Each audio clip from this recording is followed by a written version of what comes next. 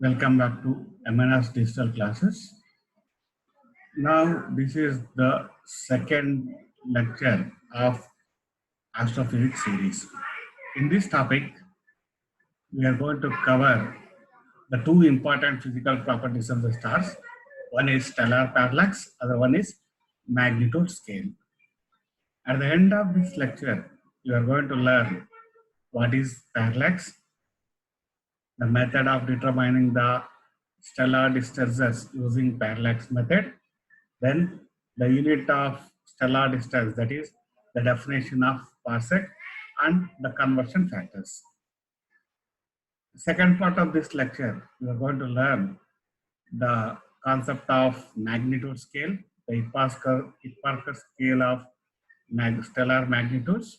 Then we are going to understand two concepts, luminosity and brightness of the star, apparent and absolute magnitudes and their relationships.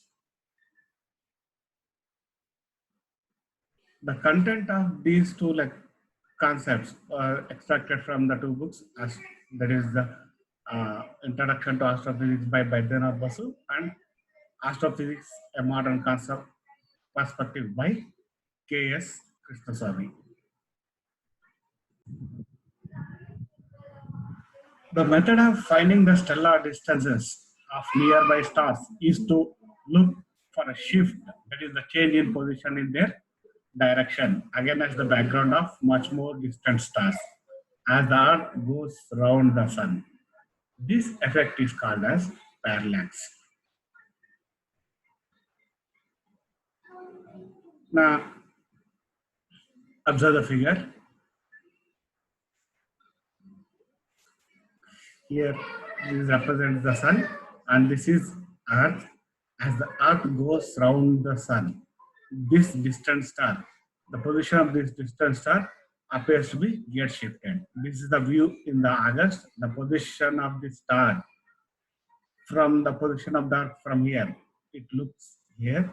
As the Earth goes round the Sun, its position gets shifted here. This apparent shift in position of a star, when we make the observation of that star from different positions, is called as parallax. This concept of parallax gives us an idea to measure the stellar distances. Now let us define what is parallax. Parallax is the change in apparent position of an object relative to change in observer's position. The object is, in this case, we call it as star. If it is considered it as a star, then it is called as stellar parallax.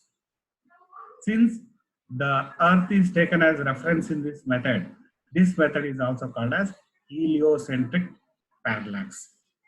General word is called as the parallax. If it is applied for star, then it's called as stellar parallax. And if the Earth's rotation around the Sun is taken as reference, then it is called as heliocentric parallax. So, as I explained just now, in heliocentric parallax, the diameter of the Earth-Sun orbit is used as the baseline for the measurement of stellar parallax. Now let us define the parallax for a celestial body. The parallax of a celestial body is equal to of the angle through which the apparent position change when Earth moves from one side to the other side of its orbit. As the Earth moves from one side to the other side of its orbit, there is a change in position. The half of this angle uses the parallax.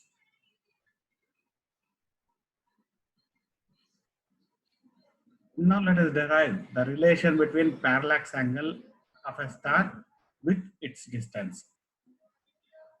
The parallax of a star is measured in terms of semi-vertical angle P of the cone formed with the star at the vertex of the cone.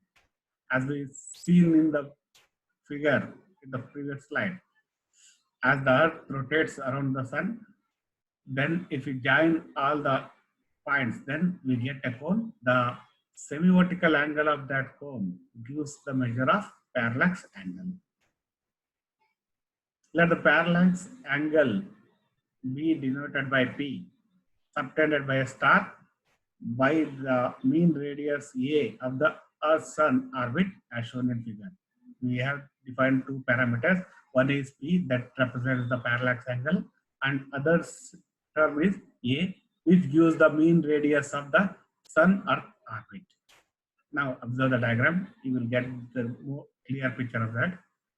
If A is the mean distance between the Sun and the Earth, and this angle, semi-vertical angle of this cone formed gives the parallax angle. Now, this is the two positions of the star relative to two different positions of the Earth in its orbit. Then, by using simple trigonometry, we get tan P is equal to A divided by D, that is opposite by adjacent.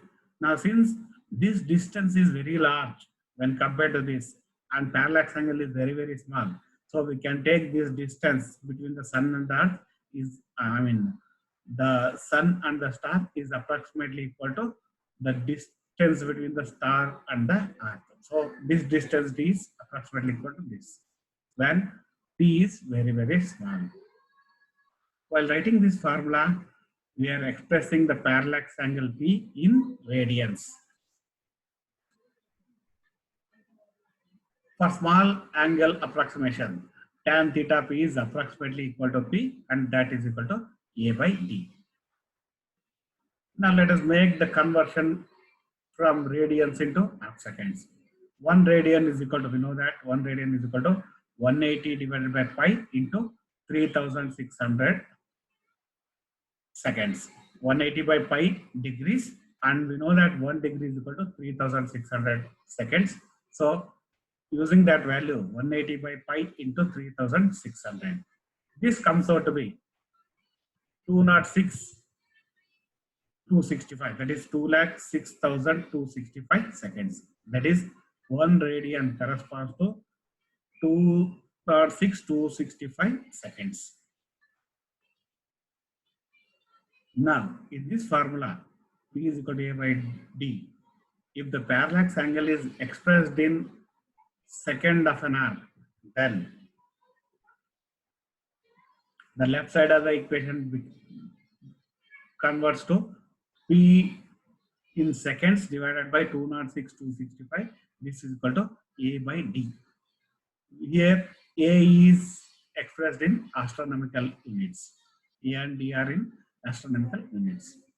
So, rearranging the terms, D is equal to 206,265 into A divided by P, where P is expressed in arc seconds. Now let us define a term. The numerator on the right side, 206,265 into A, is considered as the unit of distance, and it is defined as 1 parsec. So 1 parsec corresponds to 206,265 astronomical units. Then the equation becomes D in parsec is equal to 1 divided by P, parallax angle, in arc seconds. This gives the relation between parallax angle and stellar distance. So in this relation, D is equal to 1 by P. Remember that the distance is expressed in parsec and P is expressed in arc second. So whenever we are working out the numericals, we have to make sure that the proper units are used in this formula. Parallax angle must be expressed in arc seconds. The distance D must be expressed in parsecs only. If in the problems, if they are given in other units, first make the conversion into these respective units before applying this formula. Now let us define 1 parsec. 1 parsec can be defined as the distance at which the Earth's orbit sweeps a parallax angle of 1 arc of a second. Now let us understand the conversion factors. 1 arc second is equal to 1 by 3600 of degree. You know that 1 degree is equal to 3600 arc seconds. So 1 by 3600 of degree. This is equal to 2.78 into 10 to the power of minus 4 degrees. This further is equal to, if you express in terms of radians, arc second is equal to 2.78 into 10 to the power of minus 4 degrees. This further is equal to 4.848 into 10 to the power of minus 6 radians. This is the conversion factor from radian to degrees, degrees to arc seconds. Now let us understand the concept of stellar magnitudes. Before going to understand what is stellar magnitude, let us define some terms related with a star. Radiant energy. It is the term which represents the total energy emitted by a star or radiated by a star. The radiant energy is partly in the form of visible light, partly in the form of IR or UV radiations. The entire spectrum is covered. Thus, the radiant energy is directly related with the intrinsic brightness. Since it gives us the amount of energy coming out of the star, it gives the measure of intrinsic brightness of the star. The second term related with the star, radiant flux. The radiant flux of a star is given at a radiant flux of a star at a given point is the measure of total amount of energy flowing per unit time, per unit area of the surface, oriented normal to the direction of radiation, propagation of the radiation. If you consider the unit surface area on the surface of a star, then the amount of radiant energy flowing normally out of this unit area of surface per unit time gives us radiant flux. So from this definition, it is clear that the radiant flux of a star depends on the total radiant energy emitted by the star and the distance of the source from the point of observation. Thus, the radiant flux is directly proportional to or directly related with apparent brightness. Since it gives the measure of how much energy is received, therefore, radiant flux is directly related with apparent brightness. So now let us express in mathematical form. Radius flux from a star of radius r and having the surface area A is given by F is equal to E divided by A into T, where E is the total radiant energy, A is the area, and T is the time of flow of radiant energy.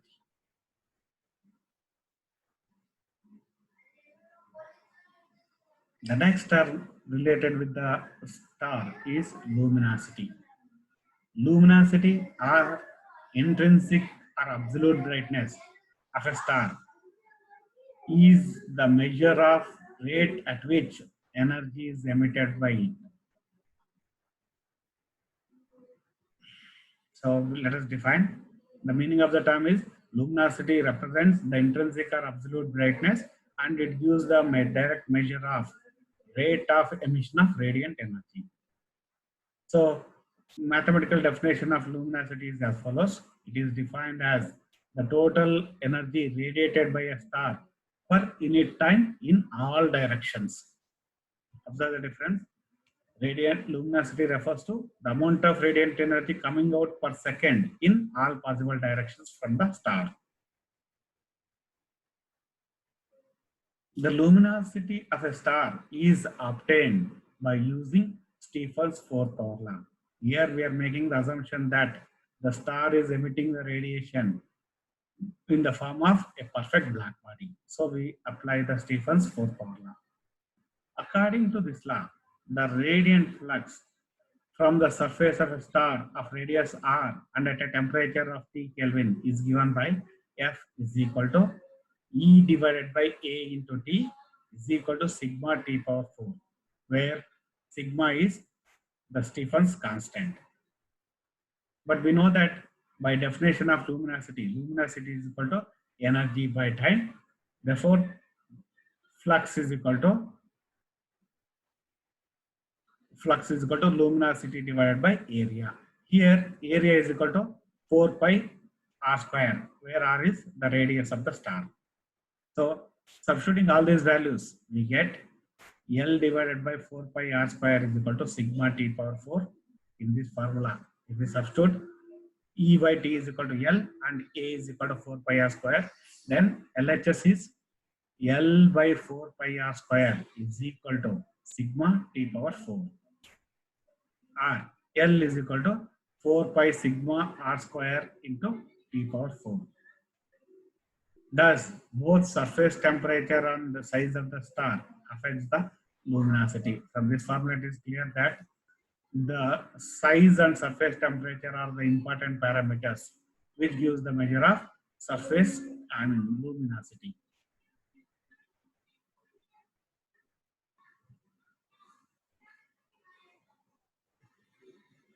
The SI unit of luminosity is joule per second or simply watts. The luminosity of the sun, it comes out to be 4.525 into 10 to the power of 26 watts.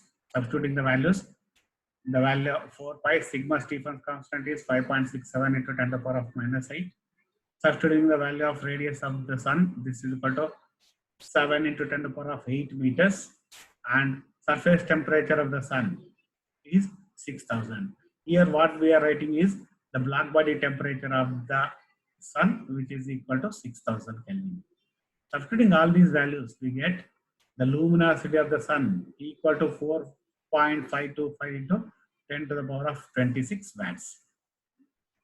But actually, the value of luminosity of the sun is 3.9 into 10 to the power of 26 watts.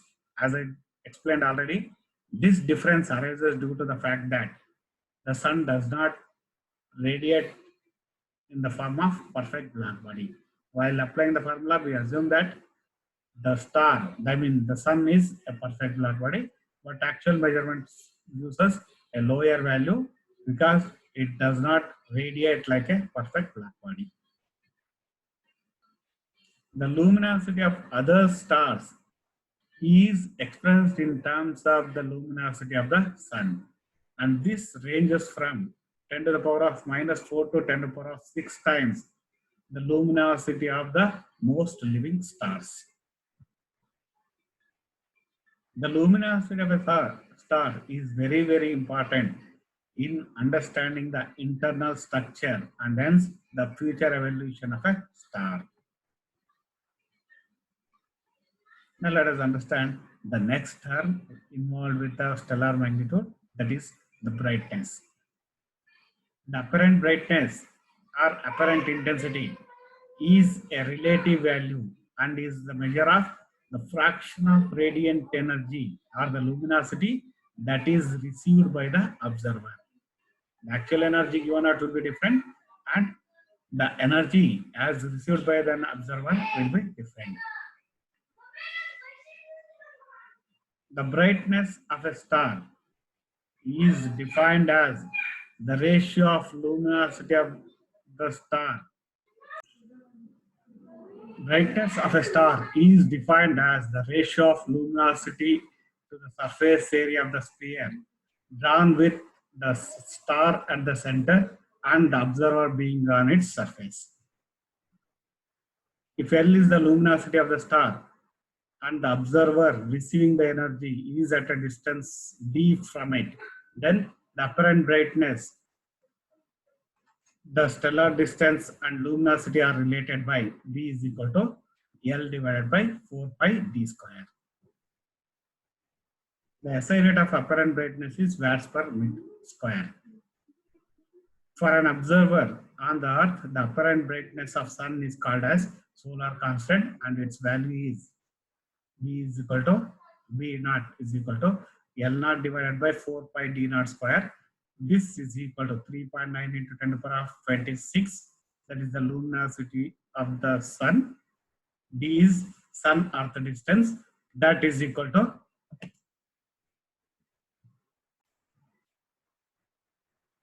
The D is sun earth distance. Its value is 1.496 into 10 to the power of 11 kilometers.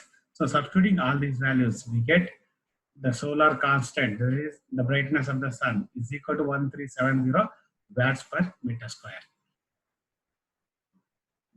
For two stars at the same distance from the earth, the star with greater luminosity will appear to be more brighter. So the brightness depends on two things: luminosity of the star and also depends on the distance of the star.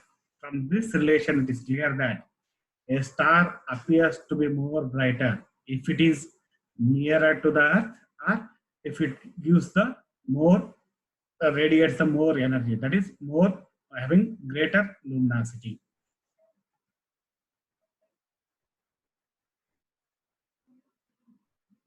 A brief look at the night sky would show that some stars look brighter than the others. The fact that the stars appear brighter than the other stars can be due to two reasons. It could be a closer star, or it would be emitting more power at visible wavelengths.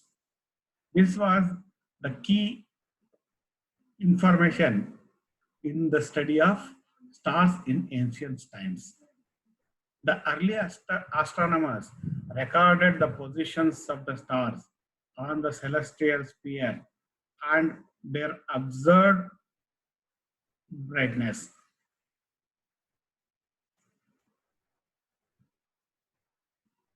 Based on the naked eye observations in about 120 BC, the Greek astronomer Hipparchus produced a catalogue of over 1,000 stars according to their relative brightness.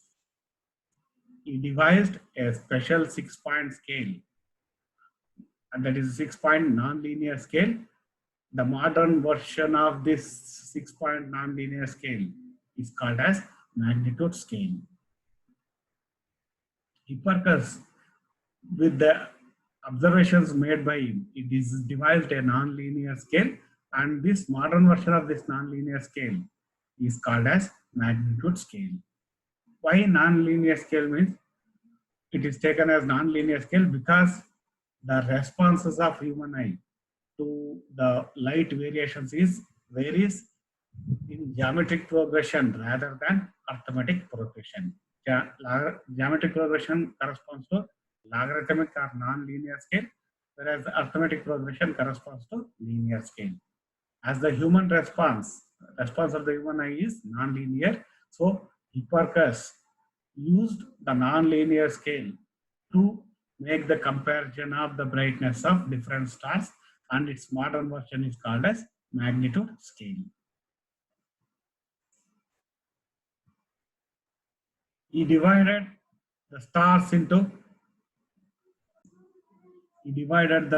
into 6 classes or 6 magnitudes, where the brightness of the stars are of first magnitude are the fainter stars, which can be seen with the naked eye on good night, with are of 6th magnitude.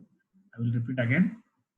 Hipparchus divided all the visible stars into 6 classes or 6 magnitudes, where the brightest stars are of first magnitude and the faintest stars that can be seen with naked eye on a good bright night are of 6th magnitude. It means lesser the value of magnitude, greater is the brightness. Fainter stars have higher value of magnitude, brighter stars will have lower value of magnitude. This way of classifying the stars is based on their brightness. It's called as magnitude scale. So let us define the apparent magnitude. Apparent magnitude of a star is simply a qualitative scale of brightness and is the measure of light energy received at the surface of the earth, and it is directly related with apparent brightness. So apparent magnitude is related with apparent brightness, and it gives the qualitative measure of the brightness of the star.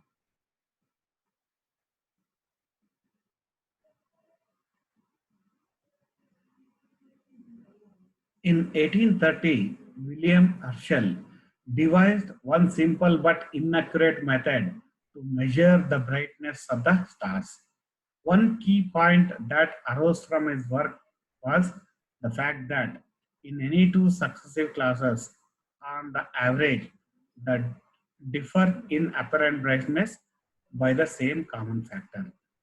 Even though Hipparchus made the classification based on their brightness, he just it is based on the observation. No mathematical relation between the magnitude scales in the different the relation between magnitude scales and the brightness was given by Hipparchus. Later on in 1830, William Herschel gave a simple but inaccurate method, the approximate method, in which he related the apparent brightness and the magnitude, and he found that the apparent brightness between any two stars having two successive classes of magnitude, it differs by a common factor. Now let us express the Herschel's idea, approximate idea. If we take the represent the stars in the six classes as B1, B2, B3, B4, B5, B6, then what William Herschel observed is, if we take the ratio of the brightness of the stars in any two successive scales, then that ratio bears a common factor. That is, B1 by B2 is equal to B2 by B3, B3 by 4, B4 by B5, B5 by 6, B6 is equal to R. The ratio remains the same if we take the ratio of brightness in any two successive classes of magnitude.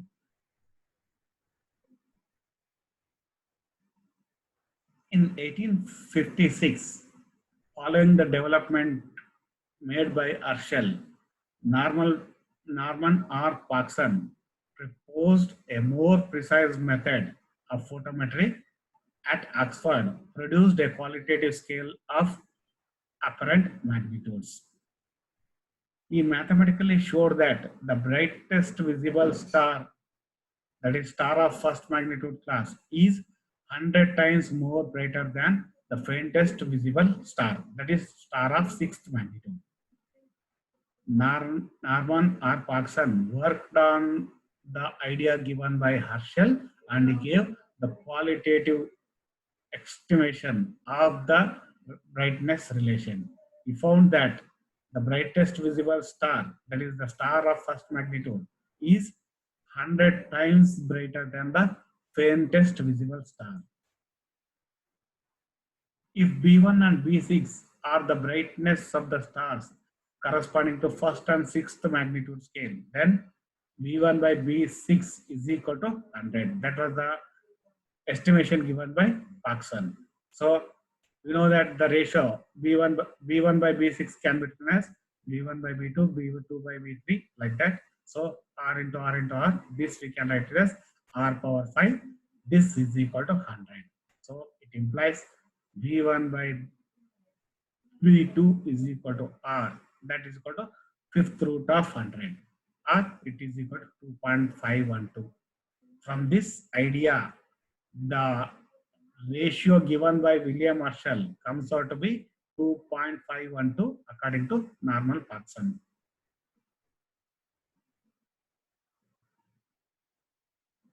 Now let us derive the relation between apparent magnitude and brightness.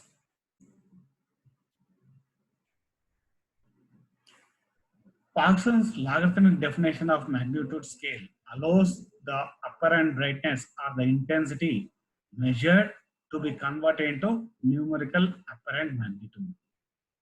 This logarithmic definition given by Parkson gives us a conversion from apparent brightness measurement into numerical value.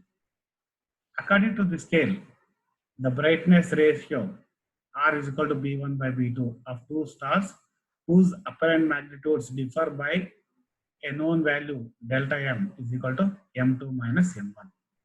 If we take the ratio of the brightness as B1 by B2, then the corresponding magnitude difference delta M is equal to M2 minus M1. Then R is equal to 2.512 to the power of delta M. Suppose if we take two stars having apparent brightness B1 and B2, and their magnitude classes m1 by m2, then it is clear that using the idea above, we get, using this idea, we get v1 by v2 is equal to 100 to the power of m2 minus m1 divided by 5. Or this is equal to 2.512 to the power of m2 minus m1. So taking log both sides, log b2 by b1, I mean b1 by b2 is equal to m2 minus m1 into log of 2.512, or using the value of log 2.512, that comes out to be 0.4. So log of b1 by b2 is equal to 0.4 times m2 minus m1. So rearranging the terms, so m2 minus m1 is equal to 2.5 into log b1 by b2. Now suppose if we take m1 is equal to m and m2 is equal to 0, that means the star with 0 magnitude. Then b1 is equal to b and b2 is equal to b naught. This b naught is different from the solar brightness. For solar parameters, we write circle with dot. This b naught is different. Here, this b naught refers to brightness of the star corresponding to 0 magnitude. This value comes out to be 2.56. Experimental measurement shows that a star with 0 magnitude has a brightness of 2.56 into 10 to the power of minus 8 watts per meter square. Usually, the star with 0 magnitude is taken as reference. In that case, the magnitude of a star is given by minus 2.512 into log of b1 by b2. So this relation gives the difference in the apparent magnitude. This gives us the magnitude of individual star. To find the magnitude of individual star, we must know the brightness of the star corresponding to 0 magnitude. These two relations helps us in estimating the apparent magnitude and the corresponding brightness.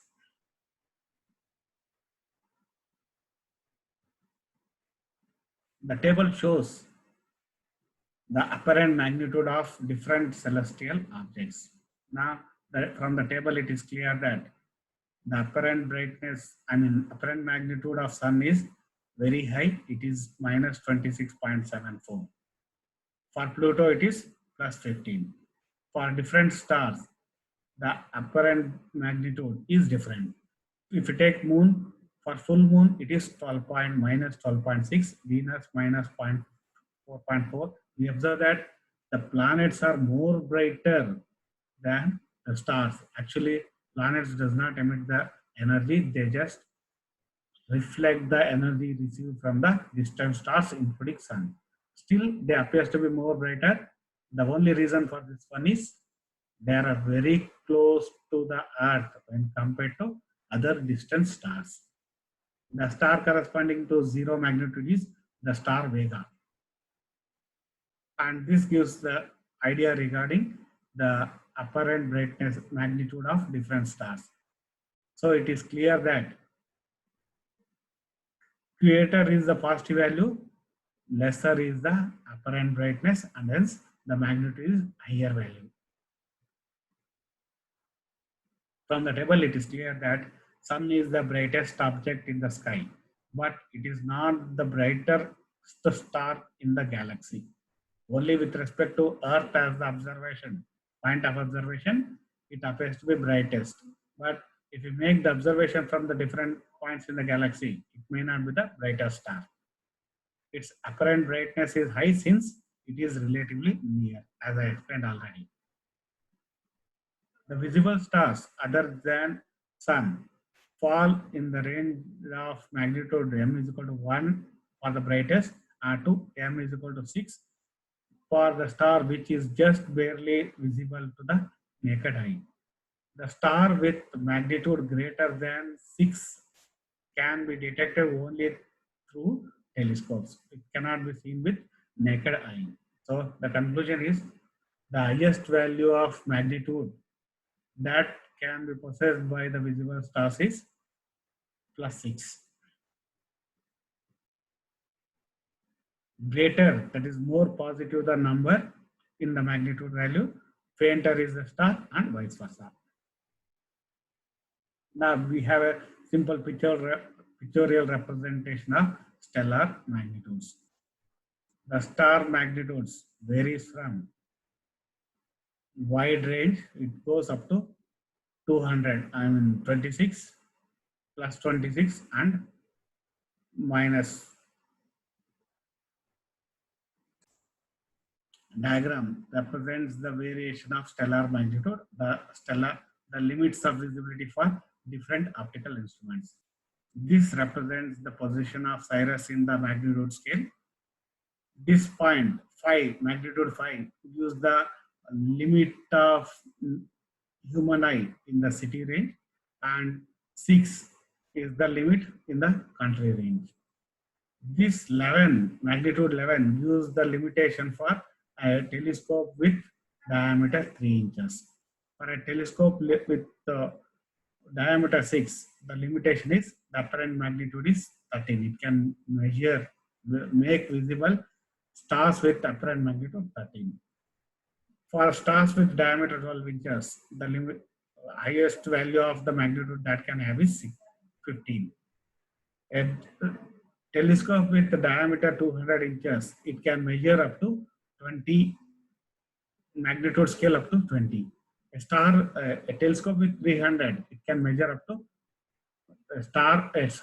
telescope with 300-inch diameter can measure the stars with magnitudes goes down to 26.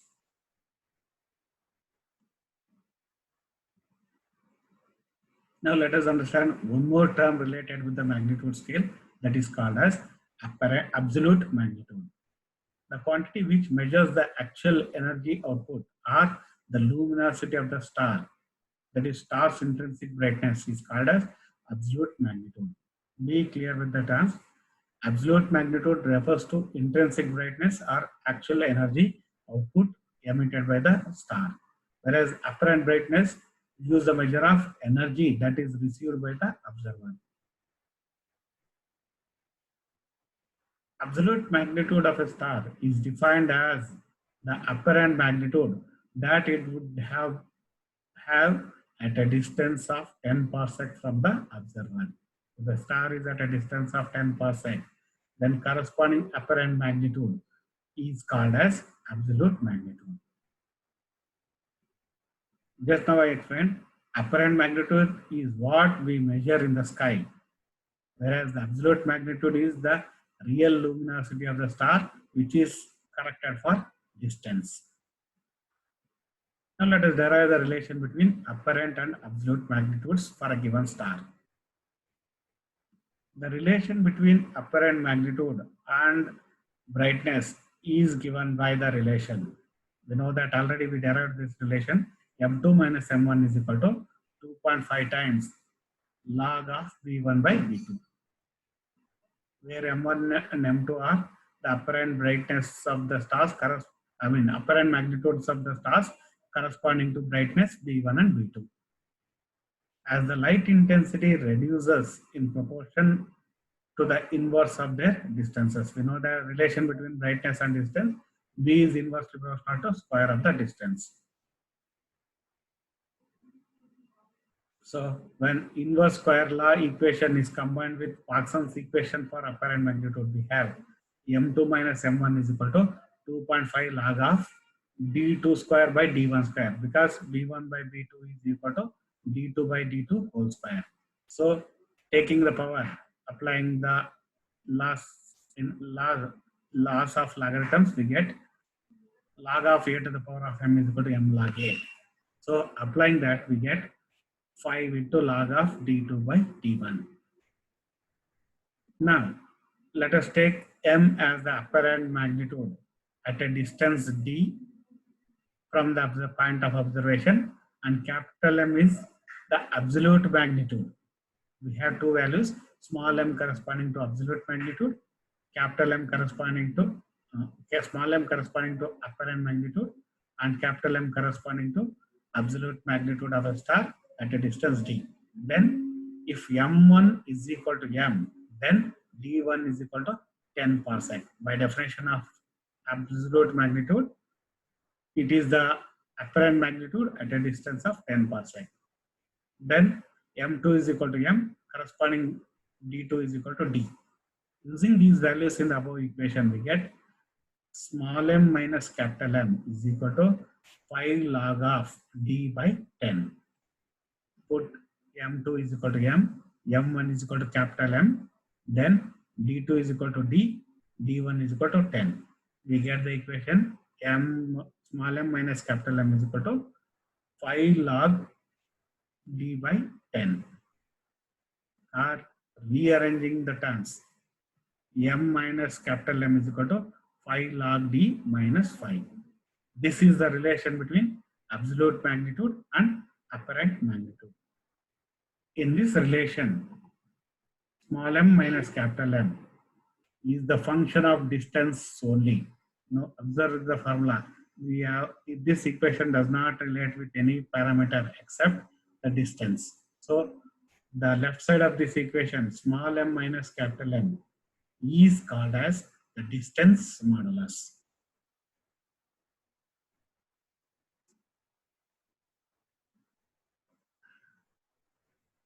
Thank you.